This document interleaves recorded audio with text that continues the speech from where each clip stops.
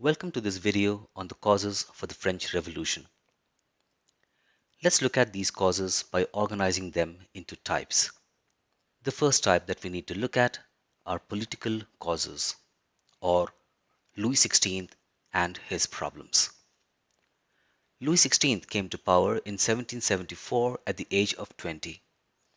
Long years of war had drained the financial resources of France, so the French treasury was empty. Louis XVI helped 13 American colonies to gain independence from their common enemy, Britain. France had taken 3 billion lire of loan from moneylenders who began to charge 10% interest. To meet its regular expenses, such as the cost of maintaining an army, the court, running government offices, or universities, the ruler was forced to increase taxes. Second, social causes or division in the French society. French society in the 18th century was divided into three estates: clergy, the nobility, and the common people, commonly called the first, second, and third estates. The clergy and the nobility were 10% of the population but possessed 60% of the land. The third estate was 90% of the population but possessed only 40% of the lands.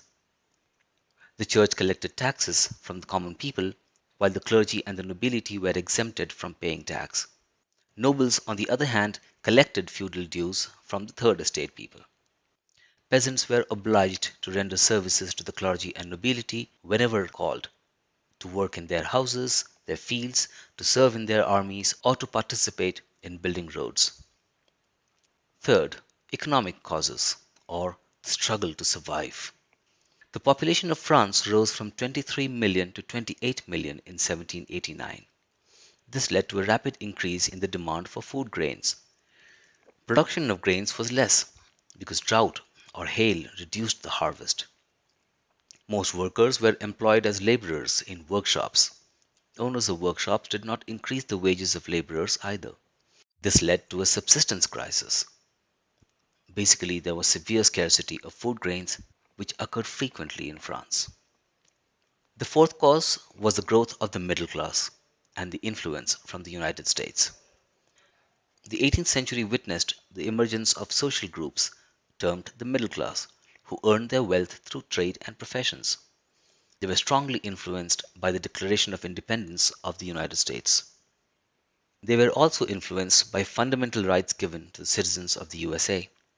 All of these people were educated and believed that no group in society should be privileged by birth. They also believed that French society should be based on freedom, equality, and equal opportunities for all. While we are looking at causes, we should definitely also look at the leading thinkers of that time. And that is our fifth cause, the role of philosophers in the French Revolution.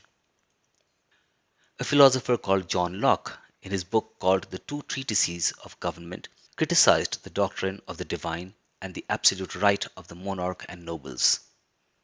This questioned their right to power, privilege, and money just because of the family in which they were born. Another philosopher, Jean-Jacques Rousseau, in his book Social Contract, proposed a form of government based on a social contract between people and their representatives. A philosopher called Montesquieu, in his book The Spirit of the Laws, proposed a division of power within the government between the legislative, the executive, and the judiciary. The ideas of these philosophers were discussed intensively in salons and coffee houses and spread among people through books and newspapers. The news that Louis XVI planned to impose further taxes generated anger and protest against the ruler and against the system. Take all of these realities together, and it is easy to understand why the French Revolution simply had to happen. And the rest, as they say, is history. Hope you enjoyed the video. Thanks for watching.